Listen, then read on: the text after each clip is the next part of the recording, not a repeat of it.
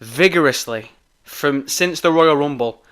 I was always saying to Daniel, look, Meltzer's saying that this is going to be a triple threat and that's what's going to be on the cards, and I can't see them not having Charlotte in this woman's first ever main event at WrestleMania. And Daniel was convinced that it was going to be Ronda and Becky. And again, I'm going to shout out Daniel a little later. I've got something for his ass. I've got something for you. If you're listening now, you little pussy. We're going to get there later, you bastard. But anyway, I'm going to start off with this. Oh, this is fucking gold. I'm so happy this has happened because this just proves how much more this adds to this fucking main event. The most unliked video in WWE's history on YouTube was Roman Reigns' promo the night after seemingly retiring The Undertaker last year that stands today at 38,000 dislikes. Right? Charlotte Flair being... Flair? Fucking... Why did I say it like that? What a prick. Charlotte Flair being announced in the main event of WrestleMania now is officially the most disliked video in WWE's history, as it currently sits at a fucking whopping 64,000 dislikes, and it's still climbing. Let me remind you, the Roman Reigns promo was over a year ago. The video of Charlotte got added yesterday. In the space of 32 hours, Charlotte Flair being added to the WrestleMania main event has become the most disliked WWE video of all time in 32 fucking bastard hours. And people want to sit there and tell me with a straight face that adding her to this match won't do business. Come on, man. Come on.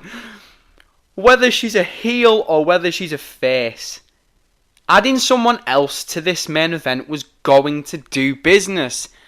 Look at this reaction.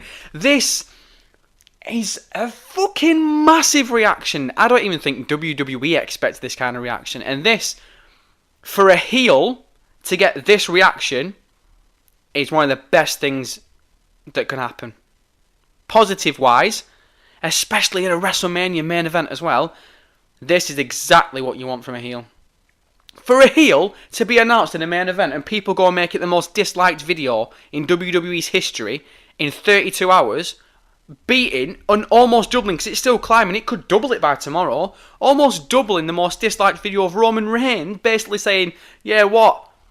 I kicked Undertaker's ass last night, and what? You are not telling me that this is not good, this is not good publicity for this main event. You are not telling me right now that Becky Lynch and Ronda would have had a better build-up than this shit right here, right now. Absolutely crazy. But we'll move on. Point 2. Here we go. I'm shouting out Daniel from the Wrestling Newspaper podcast because he wanted to shout me out on a podcast that he did recently and he told me about it. So we'll get amongst it. We've been having a discussion about this triple threat since Royal Rumble, like I said before, and it's been really good. It's been really... It's been fascinating to hear someone else's point of view on it, where you can just have a proper discussion about it. And Daniel is very heavily set against triple threat matches, especially being main events. And I agree to a certain point. I think personally two guys do have, or two women do have the possibility of putting on a better match than a triple threat, because a triple threat either too much can be going on or you can get lost in it.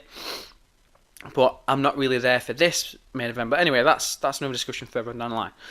But Daniel is strongly against this being a triple threat match, whether it's Charlotte, Ronda, Becky, whatever it is. He doesn't like the idea of it being a triple threat match.